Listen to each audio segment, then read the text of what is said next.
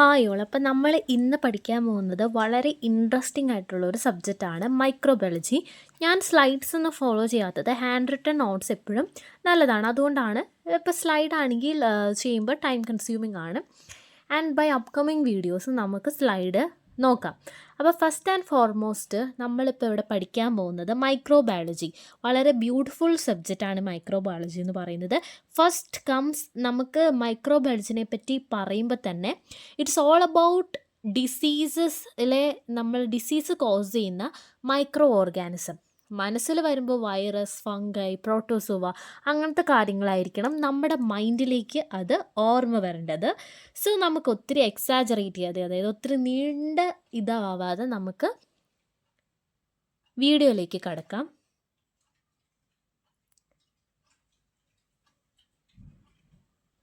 And the first thing is, നിങ്ങൾക്ക് clear ആയിട്ട് കാണാൻ പറ്റുന്നു എന്ന് മനസ്സിലാക്കുകയാണ് ഞാൻ നോക്കുന്നത്. First is all about what is microbiology. അതിൻ്റെ ഒരു ഇൻട്രൊഡക്ഷൻ ചാപ്റ്റർ ആണ്. And microbiology is the science of living organism that are only visible under microscope. Okay, മൈക്രോസ്കോപ്പിൽ മാത്രം കാണപ്പെടുന്ന ഓർഗാനിസത്തിനെ പറ്റി പഠിക്കുന്ന ഒരു സയൻസിൻ്റെ ഒരു ബ്രാഞ്ചാണ് മൈക്രോബയോളജി എന്ന് പറയുന്നത്. And when it comes to our medical side, എന്താണ് ഇതിൻ്റെ സിഗ്നിഫിക്കൻസ് എന്ന് പറയുന്നത്?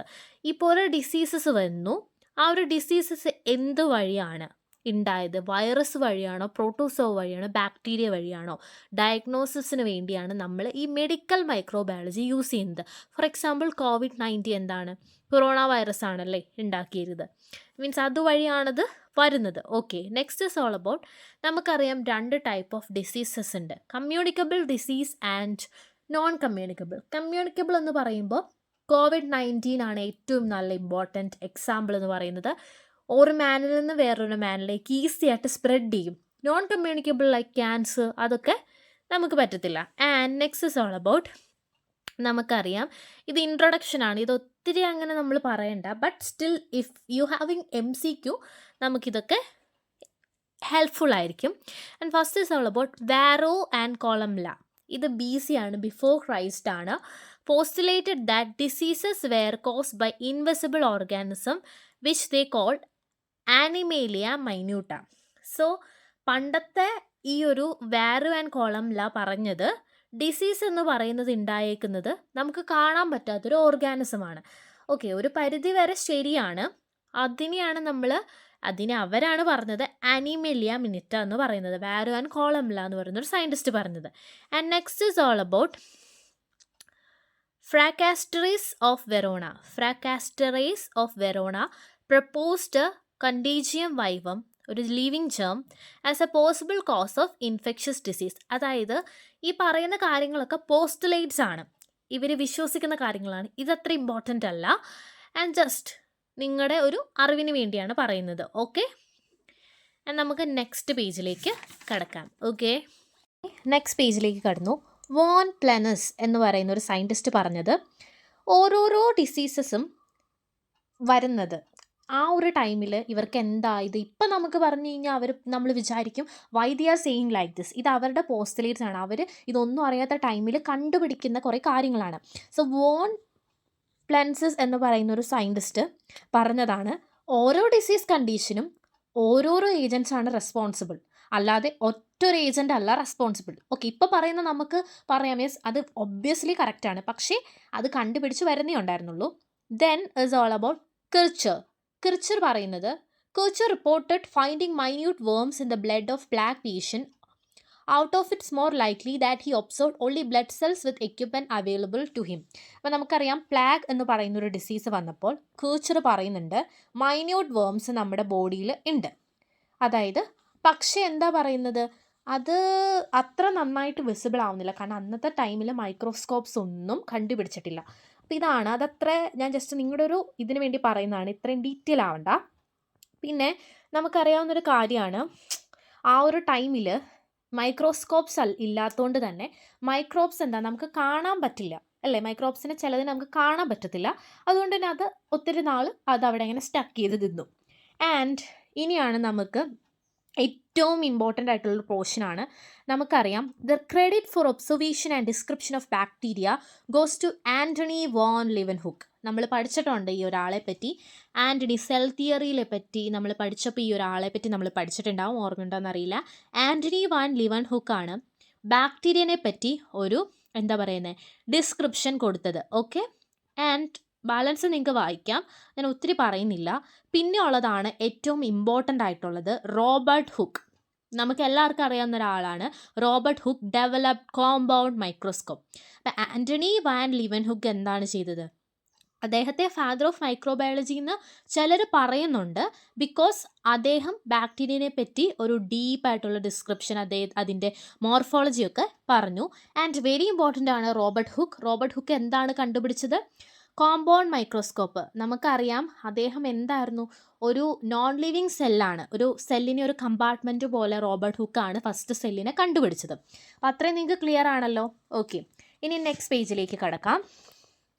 അത് ലിവൻഹുക്കിൻ്റെ ഒരു ചെറിയൊരു ഡിസ്ക്രിപ്ഷനാണ്, നിങ്ങൾക്ക് വായിക്കാം. And next is all about, ഇനി വരുന്ന പോർഷൻസ് കുറച്ച് ഇമ്പോർട്ടൻ്റ് ആണ്.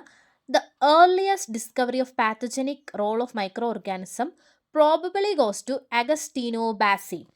ഇത് വളരെ ഇമ്പോർട്ടൻ്റ് ആണ്, MCQസിന് ചോദിക്കാൻ ചാൻസ് ഉണ്ട്. അതായത് ഈ ഒരു മൈക്രോ ഓർഗാനിസത്തിൻ്റെ പാത്തജനിക്, അതായത് ഡിസീസ് കോസ് ചെയ്യുന്ന ആ ഒരു റോള് ഇത്രയും ഏർലി ആയിട്ട് ഡിസ്കവർ ചെയ്തത് അഗസ്റ്റീനോ ബാസിയാണ്. അതായത് who showed that the muscardine disease of silkworm was caused by a fungus.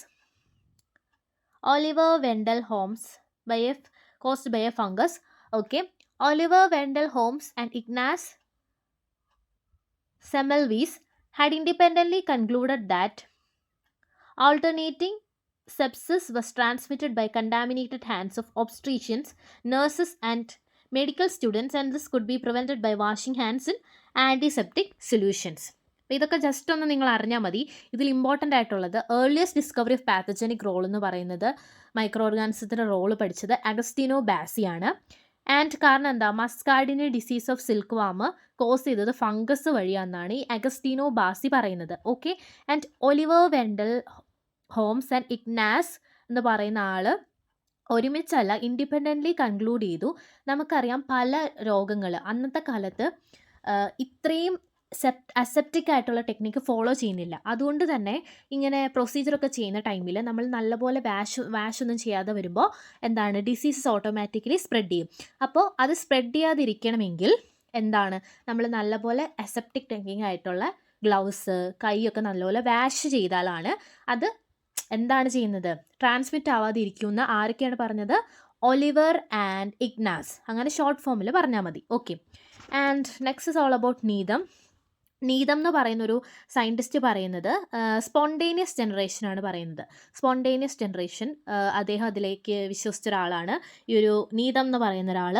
Okay, അദ്ദേഹം എന്താണ്, അദ്ദേഹം ഒരു ക്ലോസ്ഡ് ഫ്ലാസ്കിൽ അദ്ദേഹം എന്താണ് ഈ ഒരു അബയോജനസിസ്, ഈ ഒരു ബാക്ടീരിയ അല്ലെങ്കിൽ എന്തോ ഒരു ഓർഗാനിസത്തിൻ്റെ ഒരു സ്പോണ്ടേനിയസ് ജനറേഷനെ പറ്റി തെളിയിക്കാനായിട്ട് കാണിച്ചു തന്നിട്ടുണ്ട്. അപ്പോൾ അതൊത്തിരി നമ്മൾ ബോധേണ്ട ആവശ്യമില്ല.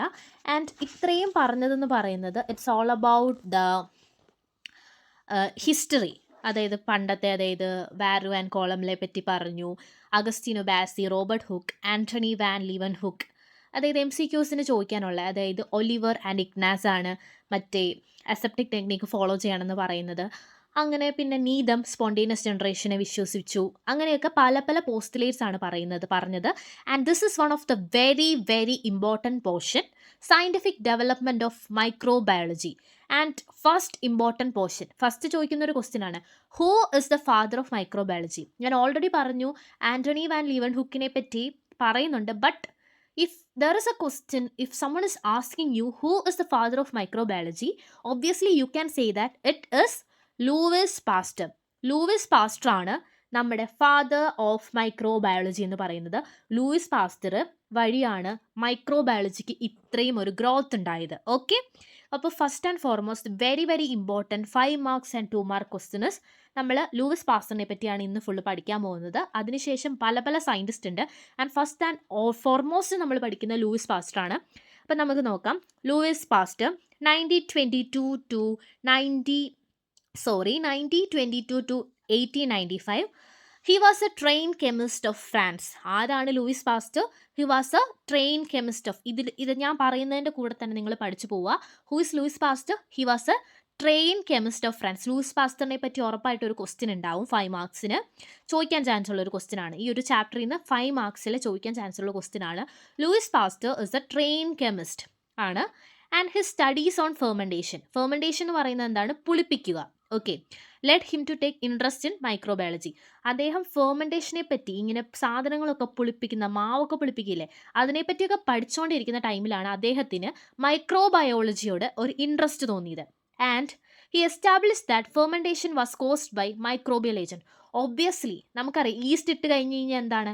നല്ലപോലെ പുളിക്കും. അതൊരു മൈക്രോ ഓർഗാനിസമാണ്. ഈ ഫെർമെൻറ്റേഷൻ, ഈ പുളിപ്പിക്കുക എന്നൊക്കെ പറയുന്നത് ഒരു മൈക്രോ ഓർഗാനിസം വഴി, അതിൻ്റെ ഹെൽപ്പോട് കൂടിയാണ്. നമുക്കറിയാം തൈര്, അതായത് ലാക്ടോബാസിലസ് എന്ന് പറയുന്നൊരു ഓർഗാനിസം വഴിയാണ് ഈ പാലിൽ നിന്ന് ആ ഒരു തൈര് ആവാനായിട്ടുള്ളൊരു കാരണം, അല്ലേ? And he further noted that different types of fermentation were associated with different kinds of microorganism. അതായത് ഒരു ഫെർമെൻറ്റേഷൻ, പല പല ഫെർമെൻറ്റേഷൻ ടെക്നിക്ക് ഉണ്ട്. ഈ മാവ് പുളിപ്പിക്കുക, തൈരൊക്കെ പുളിക്കില്ലേ, അതൊക്കെ പല പല മൈക്രോ ഓർഗാനിസംസ് വഴിയാണ് ഉണ്ടാവുന്നത്. മാവ് പുളിക്കുന്ന ഈസ്റ്റ് വഴി, തൈര് ലാക്ടോബാസിലസ് വഴി.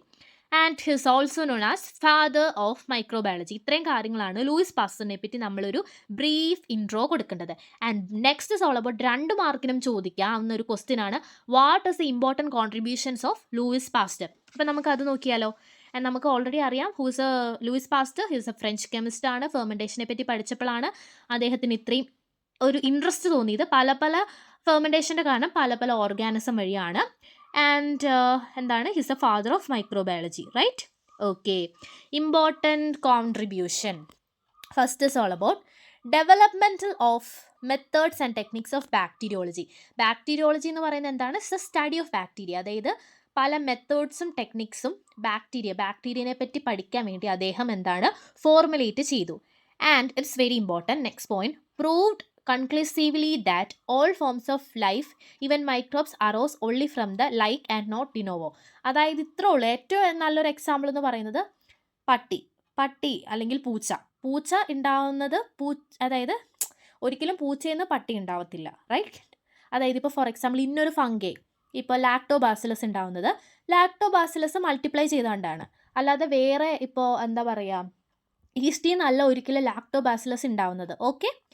ഇനി അടുത്തത്, Pasteur also had to face challenge from Pouchet, who was a proponent of spontaneous generation theory of microbe. Pasteur disapproved the view by demonstrating the ubiquity of microorganism in the air by his experiment performed in swan necked flask. അതായത് ഒരു challenge വന്നു പാസ്റ്ററിന്. അതായത് പൗച്ചറ്റ് എന്ന് പറയുന്നൊരു ആളുണ്ടായിരുന്നു. ആൾ പറഞ്ഞത് spontaneous generation വിശ്വസിക്കുന്ന ഒരാളായിരുന്നു. പക്ഷേ പാസ്റ്റർ എന്താണ്, അതിനെപ്പറ്റി നമ്മൾ ഒത്തിരി ഡീറ്റെയിൽ ആയിട്ട് പഠിക്കേണ്ട. സ്വാൻ നെക്ട് ഫ്ലാസ്ക് എക്സ്പെരിമെൻറ്റ് നമ്മൾ 12th പഠിച്ചിട്ടുണ്ട്, അല്ലേ? അതുവഴി ഇത് തെറ്റാണെന്ന് കാണിച്ചു തന്നു, അത്രേ ഉള്ളൂ. Then introduction of sterilisation technique and development of steam steriliser, autoclave and hot air oven. അത് വളരെ ഇമ്പോർട്ടൻ്റ് ആണ്. സ്റ്റെറിലൈസ് ചെയ്യുന്നത് നമ്മളിപ്പോൾ OTയിലൊക്കെ പോയി കഴിഞ്ഞ് കഴിഞ്ഞാൽ ഓട്ടോക്ലേവ് വഴിയല്ലേ ഓരോ സാധനങ്ങൾ പ്രൊസീജിയർ കഴിഞ്ഞാൽ അതൊക്കെ നമുക്ക് തന്നത് ആരാണ്? ഒബ്വിയസ്ലി ലൂയിസ് പാസ്റ്ററാണ്. And studies on anthrax, chicken cholera and hydrophobia.